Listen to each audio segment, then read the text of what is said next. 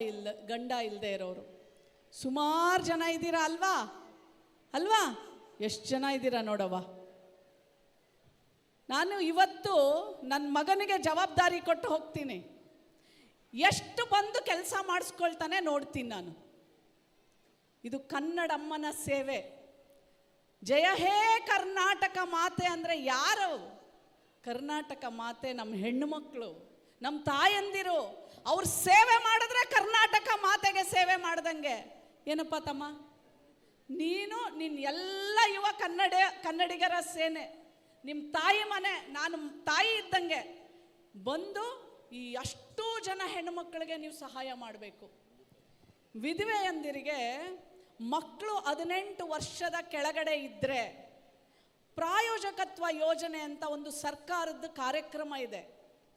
ಆ 18 ವರ್ಷದ ಕೆಳಗಡೆ ಇರೋ ಮಕ್ಕಳಿಗೆ ನಮ್ಮ ವಿಮೆನ್ ಆ್ಯಂಡ್ ಚೈಲ್ಡ್ ಮಹಿಳಾ ಮತ್ತು ಮಕ್ಕಳ ಕಲ್ಯಾಣ ಇಲಾಖೆ ಅಧಿಕಾರಿಗಳು ನಮೂದನೆ ಮಾಡಿ DC ಅವ್ರ ಹತ್ರ ಅಪ್ರೂವ್ ಮಾಡಿಸ್ಕೊಳ್ತಾರೆ. ಅಂಥ ತಾಯಿಗೆ ಮಕ್ಕಳನ್ನ ಓದಿಸ್ಲಿಕ್ಕೆ ಪ್ರತಿ ತಿಂಗಳು 4,000 ಅವಳ ಅಕೌಂಟಿಗೆ ಬರುತ್ತೆ. ಈ ಯೋಜನೆ ಏನಂತೀವಿ? ಏನು ಹೆಸರು? ಪ್ರಾಯೋಜಕತ್ವ. ಹೇಳ್ರವ, ಪ್ರಾಯೋಜಕತ್ವ ಯೋಜನೆ.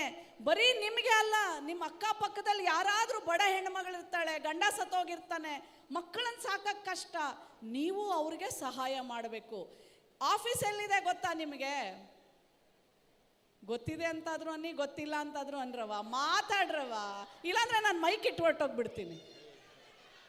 ಹಿಂದೆಗಡೆ ಇರೋರು ಕೇಳಿಸ್ತಿದ್ಯಾ? ಕೇಳಿಸ್ತಿದ್ಯಾ? ಹೋಗ್ಲಿ,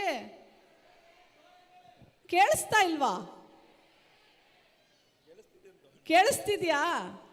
ಹಾಂ, ಮಹಿಳಾ ಮತ್ತು ಮಕ್ಕಳ ಕಲ್ಯಾಣ ಇಲಾಖೆಯ ಆಫೀಸು ಯಲಹಂಕದಲ್ಲಿ ಮಿನಿ ವಿಧಾನಸೌಧ ಇದೆ. ಎಲ್ಲಿ? ಅಲ್ಲಿ ನಮ್ಮ ಮಹಿಳಾ ಮತ್ತು ಮಕ್ಕಳ ಕಲ್ಯಾಣ ಇಲಾಖೆದು CDPO ಆಫೀಸ್ ಇದೆ. ನೀವು ಅಲ್ಲಿ ಹೋದ್ರೆ ಅಲ್ಲಿ ಅಧಿಕಾರಿ ಇರ್ತಾರೆ, ಅವರು ನಿಮಗೆ ಸ್ಪಂದಿಸ್ತಾರೆ. ಗೊತ್ತಾಯ್ತಾ? ಗೊತ್ತಾಯ್ತಾ?